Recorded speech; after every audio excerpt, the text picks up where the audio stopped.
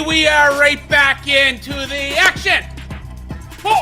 Another day of the week. Welcome to the Monday edition of Before You Bet, right here on the Covers YouTube channel. Make sure you smash that subscribe button right down there. So once again, I love coming on the show and saying this. We are coming off of another winning show last Friday, so we're going to try to bring that winning energy right into today. It has easily been my best NFL season ever, up over 30 units on the season. So we will try to finish strong here as we are now fairly deep into the second half of the season. So maybe not the sexiest looking game here tonight, Vikings Bears, but I think some great betting opportunities. So we're going to have 4 bets for that game. We're going to get into some college football. Then at the tail end of the show, a couple of best bets for the NBA tonight. Let's bring in my guy, my first guest of the day, the king of the same game parlay here at Covers. He is modest. He's been crushing the SGP game for us here at Covers. J-Lo, how you making out? Doing okay. Really good Thanksgiving Day. We got another one there with the Cowboys, SGP, and then crashed and burned on Sunday. Not a great day. I knew it was coming. Gambler giveth, gambler taketh away. It's all about balance. That is the way she goes. Okay, so we got some bets to get into and some things to discuss. So let's get right into it. I will hit lead off for us with a little bit of a weirdo bet here to get us started. A first quarter bet for Vikings Bears. Give me the first quarter under 7.5 points. Weird bet, but hear me out. Vikings are 10-0-1 to the first quarter under the season. That's right. They haven't gone over a first quarter total this whole season. Their defense, great starts for them. They haven't allowed a first quarter touchdown in 6 straight games. They're allowing just 3.3 first quarter points per game. Now, you might look at this number and say, oh my God, Joe, 7.5, that is low. Yes, it is. However, the Bears have actually gone under this number in the first quarter in 4 of Justin Fields' last 5 starts. For what's worth, when these teams played in Chicago in October, the Vikings led 3-0 at the end of the first quarter. So pretty much a trend play, a couple stats there to back it up. So under 7.5 in the first quarter, Monday Night Football. J-Lo, let's go to Prop City. What are we looking at here first? All right, first stop in Prop City, we're going with Khalil Herbert to go over 10.5 yards receiving for the Bears. Now, Herbert is going to be the running back one tonight. He's going to get a lot of snaps. He's going to get a lot of touches and looks because Foreman is out tonight. So that automatically bumps up his workload. And then he's been great as being a pass-catching running back for them when he's been on the field. He had an ankle injury that took him out for a few games there. He's been working his way back. But if you look, he has 89 yards receiving on the season, and 79 yards of those have come against other blitz-happy teams when he played against like Tampa Bay and in Green Bay. He's been catching a lot of passes as that pressure release for the quarterback and a check down option. And then player projections for him all sitting above 10.5. Pretty high ceiling here as well, too. And we have seen Minnesota get burned. They've been great at stopping running backs on the ground. However, they have given up a lot of receiving yards, and this is a very blitz-heavy defense, the most blitz-heavy defense under Flores as well, too. You know all about that, being a former Miami DC. Indeed. So they love to bring the heat, and I think Fields is going to look to Herbert to be that pressure release when they do, and he'll pick up those yards after. And we've seen, like I said, the Vikes being burned by pass-catching running backs recently. Indeed. Okay. Live chat. Darren Folks, he actually placed that bet in the live chat before you gave it out. So he is on board with you. So you have the support of Darren tonight. So I'm sure you're feeling pretty good about that. Guys, if you're watching live right now, hit up that live chat. Let us know what your best bets are for the Monday Night Football game, the NBA, the NHL, whatever you like. Share it with the people out there. Let us know what you like. Okay, let's keep on rolling on our trip to Prop City here. I'm going to target the Vikings running back, Alexander Mattison, in the receiving yard game as well. I like to go over his total of 10.5. So the Bears are awful versus running backs in the pass game. They're allowing 63.2 yards, receiving yards per game to running backs. That is the worst in the NFL. He had a season-high 7 targets in Week 6 in that game against the Bears. He did catch 4 of them for 28 yards. And a big gap in snap count between him and his backup, Ty Chandler, last week. 48 snaps to 23, favoring Madison. I think Madison will continue to see more time on the field, and that's going to open him up to more targets, whether it's a design pass play or maybe Josh Dobbs improvising at there, dumping one off to him. Might just take one catch for him to go over this number. Okay, J-Lo, final bet for Monday Night Football. What are we looking at here? Look at more receiving props. Pile them on here. 60.5 yards receiving for this one. I love DJ Moore. I love his versatility as a wide receiver because he's a guy that can beat you deep, but also too, he's just as good in the short pass game and being able to pick up yards after the catch. And when you play a team like the Vikings, brings a lot of pressure. It doesn't allow a lot of time for the quarterback to allow those downfield plays to develop. But I think Fields is going to find more on these short ones. And then he's great at picking up the yards after the catch. And what do the Vikings give up a ton of? They give up a ton of yak because of that aggressiveness. And then he thrives when Fields is under center. We saw him have 96 yards last week in Fields' return. These two had an automatic connection early on this season when they were on the field. And many of the player projections calling for 70-plus yards for Moore. And this is a guy, too, that hasn't played a lot of indoor games because of his time in Carolina and where he's playing now with Chicago. But when he comes indoor, we see a significant uptick in his production, over 17 yards per reception. It's almost 4 more yards than his yards per reception outdoors. And they're coming into that fast indoor track in Minnesota. So I like him to go over 60.5 receiving yards tonight. Okay, there we go. Sounds like a 4-0 night from J-Lo and I. Kyle Godsey weighing in the live chat. Anytime touchdown for Dobbs tonight. Yeah, I could absolutely see that. Hopefully not in the first quarter, though, because we got the first quarter under here tonight. Okay, J-Lo, let's play a game of our new game, Your Take on My Take. I'm a guy who has a lot of takes. Some of them turn out to be pretty good. Some of them turn out to be god-awful. So I got a couple of takes here to share this week, and we'll get your take on my take. So hot on the heels of Frank Wright getting fired. I had this take before he actually got fired. I came up with this one watching the Panthers play the Titans yesterday. I was paying attention to that game because I had the under on it. Thankfully, that came through for me. But in the NFL, stop hiring head coaches who are just fired as a head coach of another team without having any success there whatsoever. We saw this a couple of years ago with Adam Gase going from the Dolphins, getting fired by them. The Jets couldn't wait to sweep in and hire him for some reason. It's not a recipe for success. The head coach has proven in that previous spot that they cannot get it done. Frank Wright had a lot of time with the Colts. I know some bad luck with Andrew Luck retiring out of nowhere, essentially. So maybe he did get a raw deal there, but still he had an opportunity to prove himself. It didn't really work out. Now you could argue that he did get a raw deal here in Carolina. The owner, they picked the wrong guy, quarterback. The owner needs to show more patience. But J-Lo, we'll get your opinion on the Frank Wright getting fired specifically. But this pattern that we do see it from time to time, a head coach who hasn't had any success gets fired from one team, another team swoops in and hires them right away. I think that's a recipe for failure. What do you think of that pattern that we see once in a while in the NFL? I think it all depends on the organization. If you look at, Carolina, for the longest time, they had like 2 head coaches in their first 25 years of existence. You look at a team like the Steelers, they've had like Bill Cowher and Mike Tomlin for the last, seems like 30 years. And that might be accurate. But I think that you have 2 different ways of looking at this. Everyone wants to go find the next Mike McDaniel, the next Sean McVay. And we've seen that, but no organization really wants to risk being wrong. They don't want to be, they want to go with the proven product. And that's why you see a lot of these retreads in terms of defensive coordinators and head coaches and offensive coordinators, seeing a lot of guys getting jobs because they know that they can do it at the pro level. For every McVay and McDaniel, you have a Cliff Kingsbury, you have a Matt Rule, you have an Urban Meyer, who was a great college coach. And some of those guys remain great college coaches, but they just can't cut it at the pro level. So I think a lot of it is just there's some apprehension.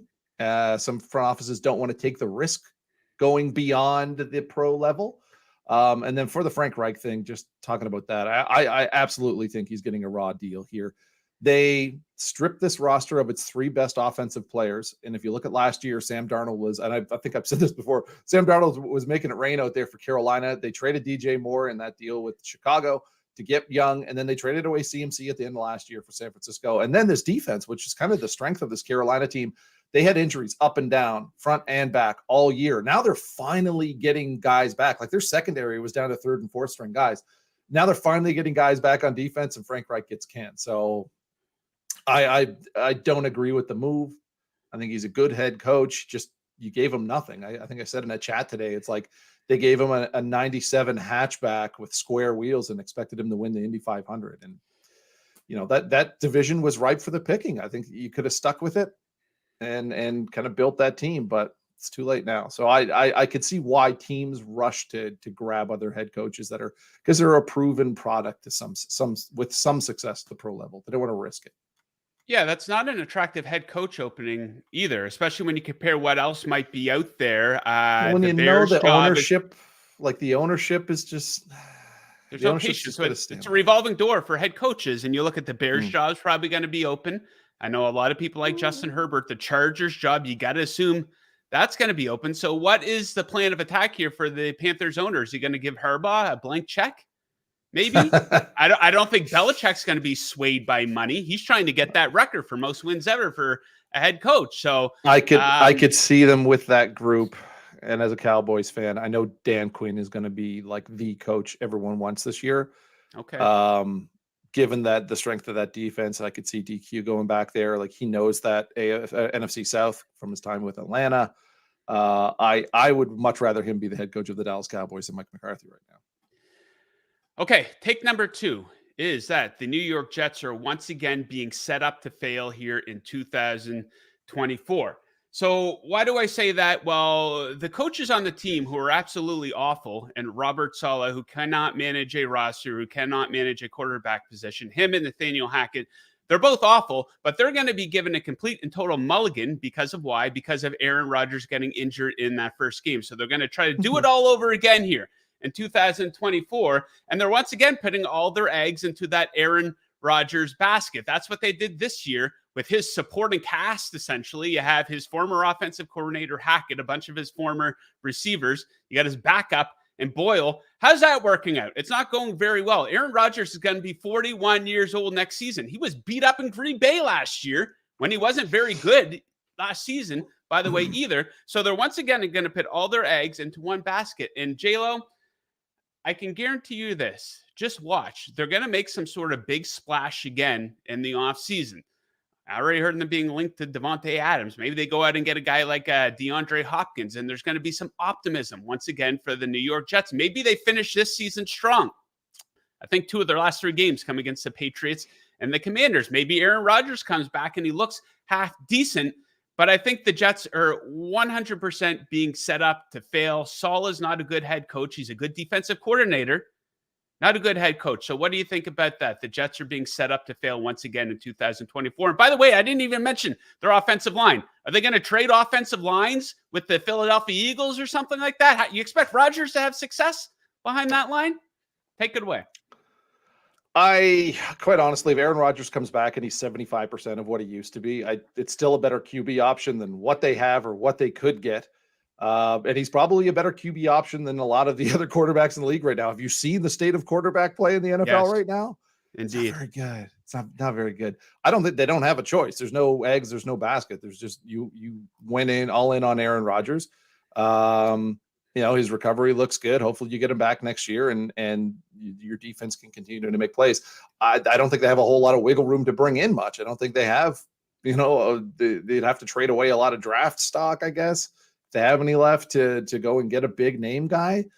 For me, I'm not a Nathaniel Hackett fan. He's had 10 weeks to figure out something with this offense and just hasn't.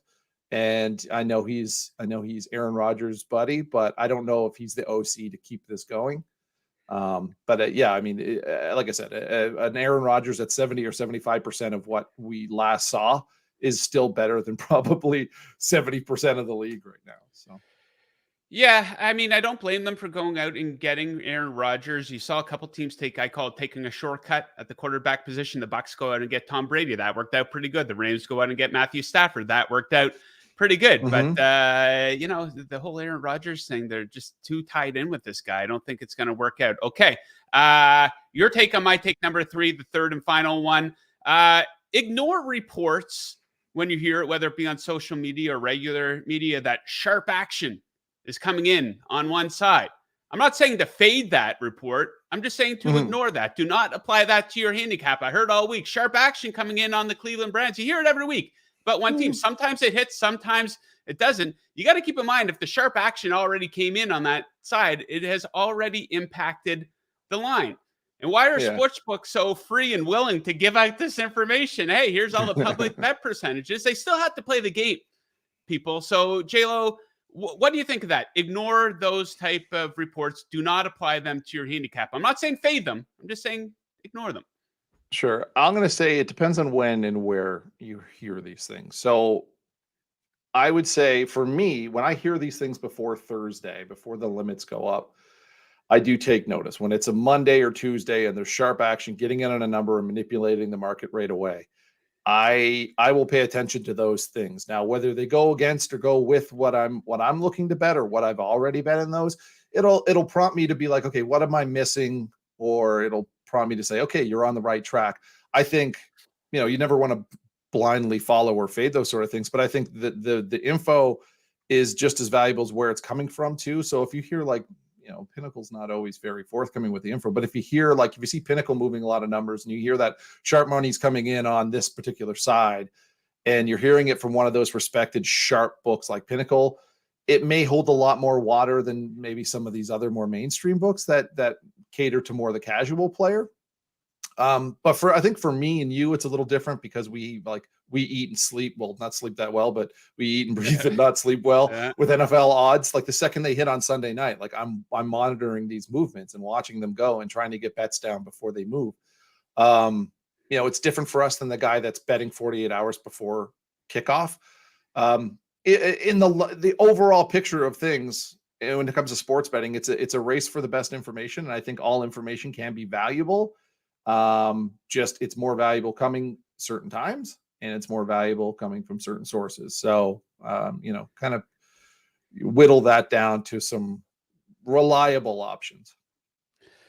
Okay. Going to go into college football, Brad Powers here in a minute, but J-Lo, quickly, some look ahead, some lines that you have your eye on here for week 13. A few that caught my eye. Eagles yesterday, after they ended up beating the Bills, they were -1 at home versus the 49ers. That line is up to Eagles +2.5. I don't think there's a team in the league that comes into Philadelphia and wins a game. We'll discuss that more at another date. So I like the Eagles +2.5, especially that'll be a nice choice on a teaser this week. And Falcons Jets, low number on the total, 34. Not low enough. I like the under on that one. Anything stand out to you for week 13? Sure. So I do the bet now, bet later column on Sunday nights, usually around halftime of Sunday Night Football. If you want to look for that, I took Lions -3.5 against the Saints. Not only are the Lions getting the mini bye after that bad taste of Thanksgiving dinner against Green Bay on Thursday, but they get to come inside. They're playing the Saints, and the Saints banged up on both sides of the ball. They got receivers, Olave. He could be out. They've got the defense. Their defense is banged up. Lattimore's out. He's on the IR. Cam Jordan as well too is dinged up. So there's a lot of injuries for the Saints team. So I like the Lions -3.5. People undervalue the value of a 4-point spread. It's kind of beyond the 3, 6, 7, 10. Those standard key numbers of football. 4 is that most common margin, and it's becoming a lot more common. So getting below that 4 was important for me to get the Lions -3.5. And then I did look at the Dolphins Commanders over 49.5. The Dolphins can. You know what they can do, Joe. And they're playing a Commanders team that doesn't put up much of a fuss when it comes to defense and just showed their defensive coordinator the door.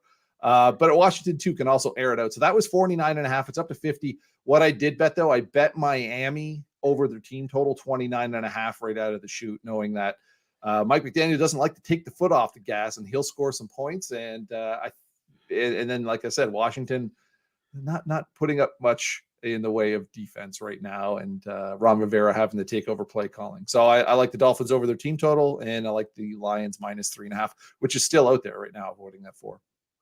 Yes, sir. Yeah, Miami, I think they're due for a 30-point game. Hopefully they get Achane back running the ball in the backfield. Have all their weapons back.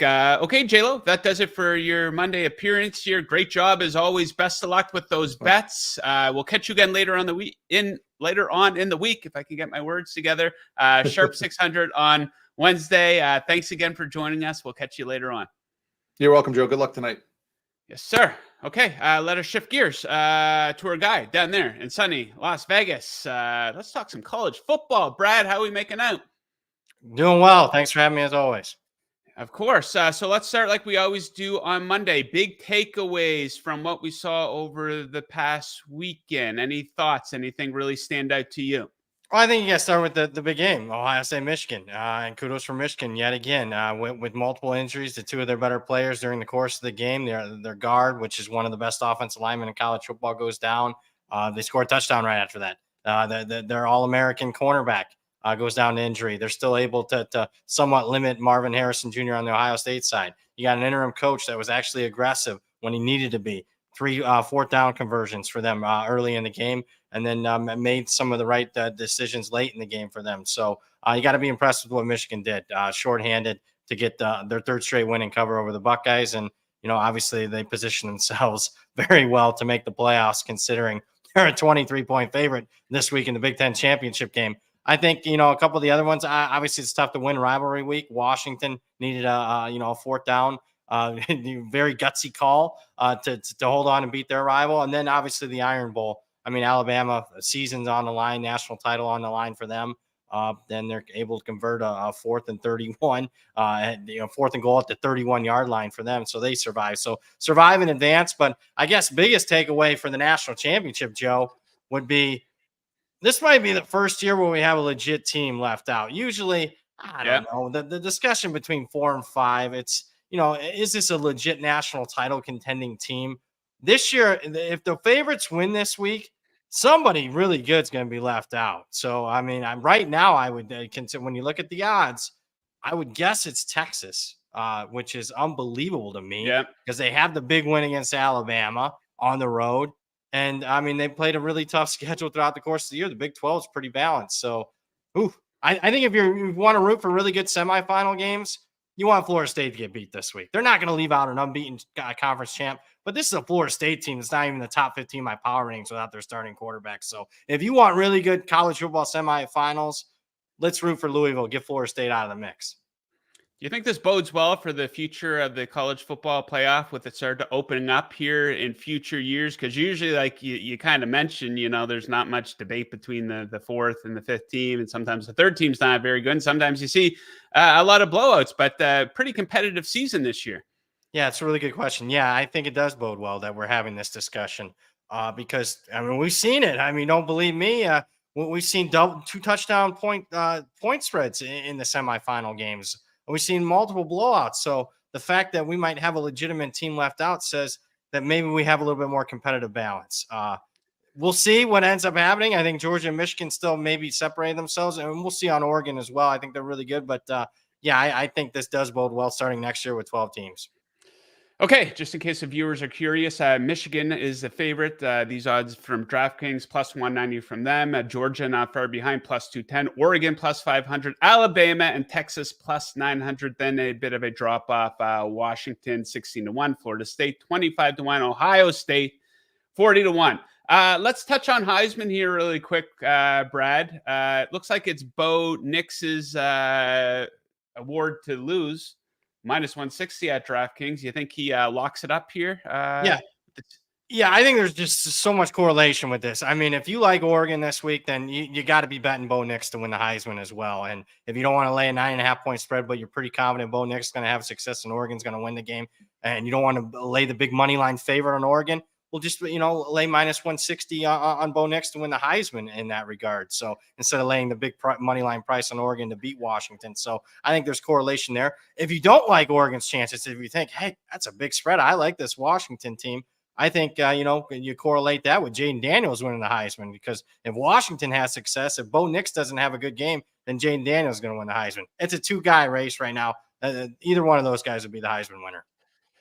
Okay, a team I want to ask you about here before we get into your best bet that you're giving out on the show today. So the first couple of weeks of you coming on the show here to talk college football, I think we were talking about this team 3 or 4 times a week. Yeah. Of course, it is the Colorado Buffaloes. They were the hottest story in the sport. Since then, they've completely plummeted off a cliff, completely irrelevant. I'm someone who casually follows college football on the Saturday. I just don't hear them mentioned anymore for good reason, because they're doing nothing but losing. But to be fair, not a whole lot was necessarily expected of them coming into the season. They did build up all that hype, then it fell off a cliff. So looking at them going into next season, do you think they can build off of what they built at the start of this season at least? Do you see success in their future going forward? Yeah, obviously, I was pretty pessimistic on Colorado for the last year. I think even producer Mick has a clip of me. I think this is in like early October. I said I don't think they'll win another game, and thankfully that ended up coming to fruition. They didn't win another game the rest of the season after the Stanford loss.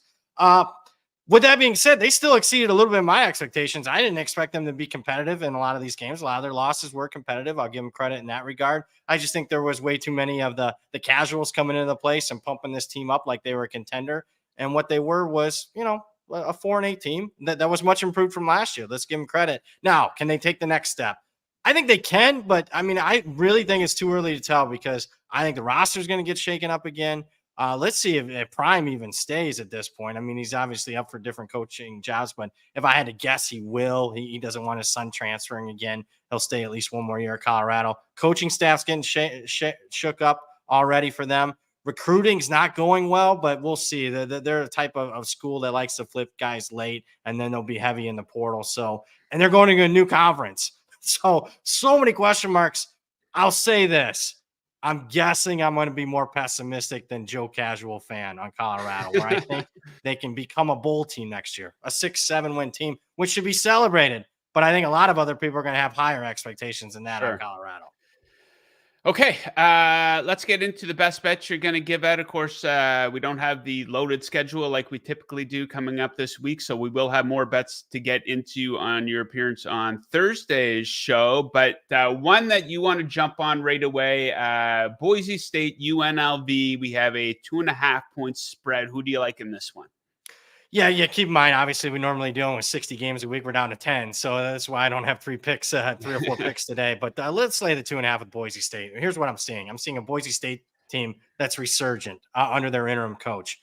It was addition by subtraction without Andy Avalos getting fired. We saw it with players coming back, magically returning from injury. Guys that wanted to transfer out want back on the team.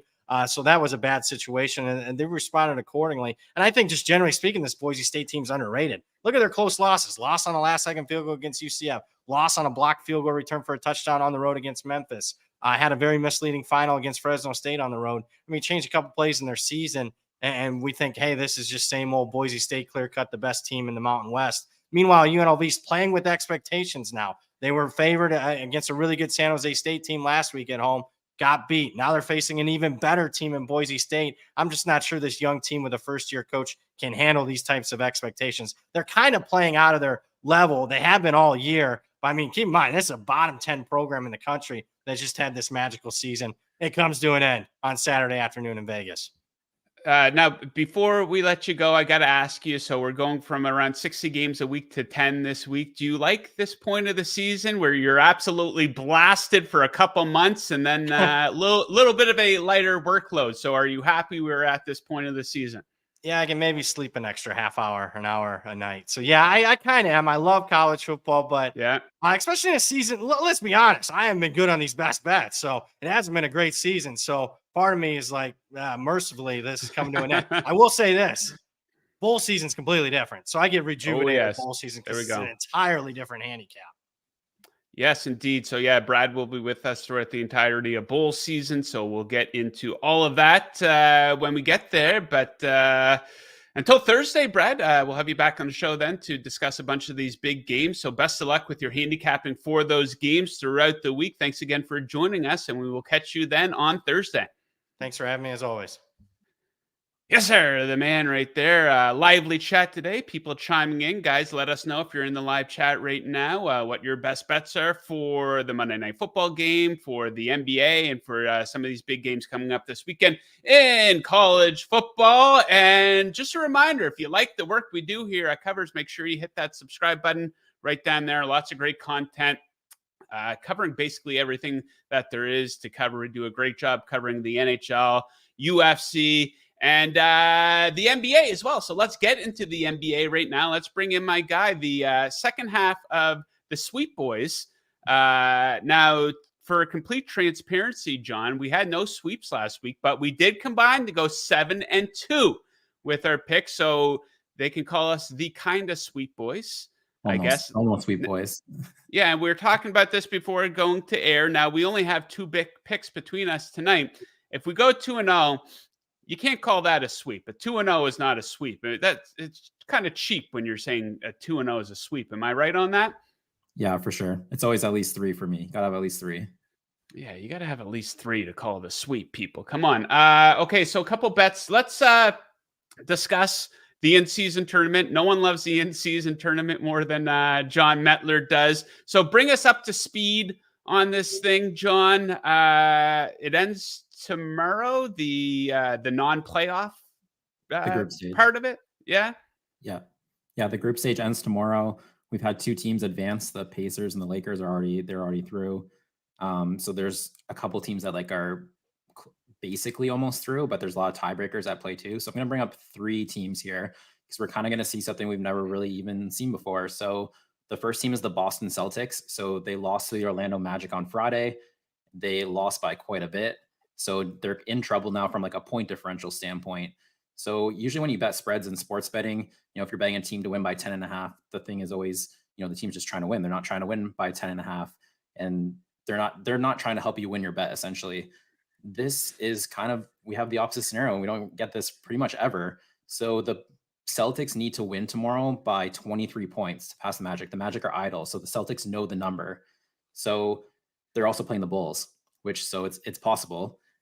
There's other kind of tiebreakers in there too, because they also need the Nets to win against the Raptors. So, but the Nets is a little more complicated. But for the Celtics, I'm super curious to see what they're going to price the spread of 22.5 at, because I guarantee, in their locker room on the whiteboard, that number is circled. They have to win by that amount. So this is the first time ever you could play a big alternate spread, and they're trying to get to that number. The second team I kind of want to touch on is the Houston Rockets. So it's kind of interesting. The Pelicans are priced at plus 1,400 to win the tournament. The Rockets are plus 4,400. The Pelicans are out if the Rockets win. I don't think the odds of fully grasp that, just because they have a big point differential too, but they're 1 point below the Suns. So the Suns will move in instead of them. If the Rockets beat the Mavs, Rockets win the group, Rockets move on. So it's very simple for the Rockets. They've posted the line for tomorrow. Rockets are plus 180 on the money line at the Mavericks. The Rockets are also plus 220 to win the group at some sports books. So that doesn't align, because if they win the group. The other flip side of that is Luka Doncic hurt his wrist in their last game. He had his wrist taped up. I kind of think there's an opportunity. I'm probably going to place it when I get off the air here to bet that plus 220. You're essentially getting a money line on the Rockets. The Mavericks have nothing to play for in the in-season tournament. You're getting a money line, and I also think you're getting a really good money line, because if Doncic is out, that spread's moving, right? So you're kind of jumping a market before it's even posted.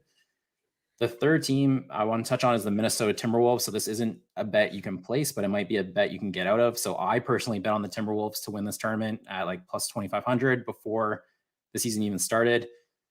They're basically out. They have to beat the Thunder by 38. So can they even beat the Thunder? Thunder are a really good team. It's not like the Celtics are playing the Bulls. It's a completely different scenario. They could win by less, but they need help from the Warriors with how they beat the Kings. The Timberwolves are really up against it to get out of the group now, just because of how they lost to the Kings on Friday. The thing is, there's some sportsbooks trade. I don't know where you bet it. So I bet mine at a sportsbook that doesn't offer the cash out. So I'm out of unit. But some sportsbooks are trading them at plus 2,200 to still win this tournament. If you're at a sportsbook that is offering a cash out and that number's still there, and you grab plus 2,500 and it's plus 2,200 and you can get out of it, I probably would. They're not advancing. So DraftKings has them at 80-1. So I don't know. Some sportsbooks have very different opinions here on the Timberwolves. I would just, if you have a bet on the Timberwolves, I would go check that out. You might be able to get out of this bet. Yeah, definitely a market you can take advantage of. And I love how they factor in point differential or point margin into how the in-season tournament works. I saw DeMar DeRozan throwing a hissy fit. I think it was against the Raptors because they were jacking up a 3 at the end. He probably, yeah. What is going on in the NBA between Popovich getting on the microphone and telling the fans not to boo, and DeRozan throwing a hissy fit because the Raptors are trying to get more score to improve their place in the in-season tournament? A bit ridiculous, but let's get into our best bets here for tonight, John. I'm going to get us started with the Lakers +6. They are in Philadelphia tonight. Now, LeBron is questionable, but he's been on the injury report for most of the season. He's only missed one game. This is not the second game of a back-to-back either, so not overwhelmingly concerning. For me, I do expect him to play. So check out these teams over the last 10 games. Statistically, the Lakers have been the much better team, and we could get them at +6 here, especially offensively. Effective field goal shooting percentage over the last 10, 6 versus 25th in favor of Los Angeles, who is also locking down on defense. 6 in opponent EFG in that 10-game sample size, 8th and points allowed per 100 possessions, easily better than Philly in each of those categories. And the 76ers, they've looked pretty mediocre versus good competition this season, beating up a lot of bad teams 100%, but outright losses to the Bucks, Celtics, T-Wolves, close wins versus the Celtics and the Thunder. So they could very well win this game, but I don't really see them pulling away. So I'll take the Lakers +6. John, you have a weirdo bet. I love a weirdo bet because they often cash when you give them out. What are you looking at tonight? Malcolm Brogdon under 7.5 assists at -141. So Brogdon's taking on the Pacers. So a couple things with Brogdon. His last 2 games, he's had 8 and 12 assists, which has pushed his number up to 7.5 here for the total. He's also playing against the Pacers, which everyone knows very fast, lots of scoring. So that's also pushing his number up. But I actually think there's more reasons that Brogdon's going to see less minutes tonight. So for one, Brogdon's not someone the Blazers are planning on keeping. He's an asset they kind of need to protect. They're going to trade him at the trade deadline. And he's just coming back from a hamstring injury. So last night, you're back-to-back. They're on a back-to-back. They played the Bucks tough. They almost beat the Bucks. He played 34 minutes. You're also traveling, cold weather. This is all kind of like factored in. But the thing that I think even is more impactful to why I think he'll see less minutes tonight is that Scoot Henderson's back as well. So not only is Brogdon back from injury, Scoot Henderson's back. They've kind of been easing him in. I think they're trying to get his confidence up. Chauncey Billups keeps talking about that a lot. This is a game where Scoot Henderson could thrive with the way he plays. He's super fast. He's downhill. There's not going to be much resistance from this Pacers defense. I would think this, if I'm Chauncey Billups, this is a game where I want to absolutely throw Scoot Henderson out there and just run so much stuff for him and he can get 20 plus points or whatever.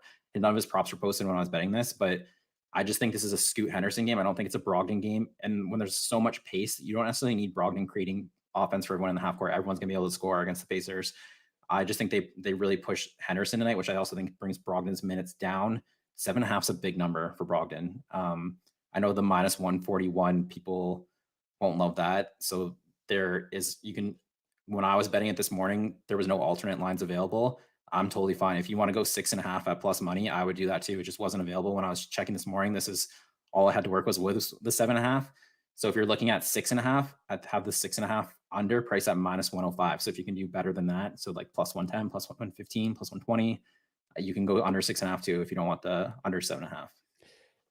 Yeah, a lot of people got to realize if just because something has -140 as the odds, that doesn't mean it's not good value. A lot of people think good value means +300 and +400. But that said, I do understand how if someone's throwing $20 down, how -140 might not appeal to them. But those -140 bets that you're getting good value on, that can add up over the course of a season. So just keep that in mind. It's the sports betting thing. It's not a get rich quick scheme like a lot of people want it to be. Okay, John, that's it. We'll have more games to discuss on Thursday. Hopefully, I haven't looked at the schedule, but hopefully we'll have some better options, some slim pickings here tonight. But best of luck with that bet. And hopefully we can continue our winning ways here on Before You Bet. See you on Thursday. Yes, sir. The man right there checking in on the live chat. Luke Murphy. Apparently, he did not listen to a thing that John said. I like Brogdon's points over tonight. Okay.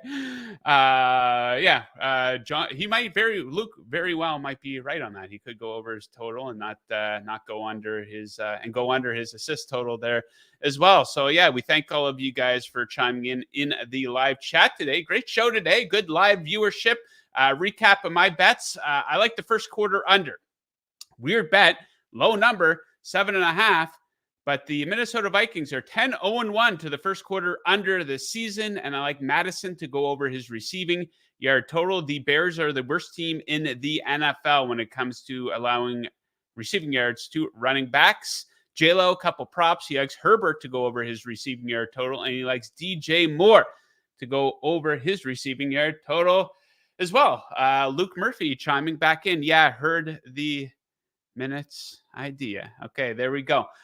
So yeah, we are going to leave it at that. Great show today. Hopefully we can continue our winning ways, bring in that momentum from the weekend. It was a great weekend. We had a great Thanksgiving here across covers as a company. The boys giving out some great picks here.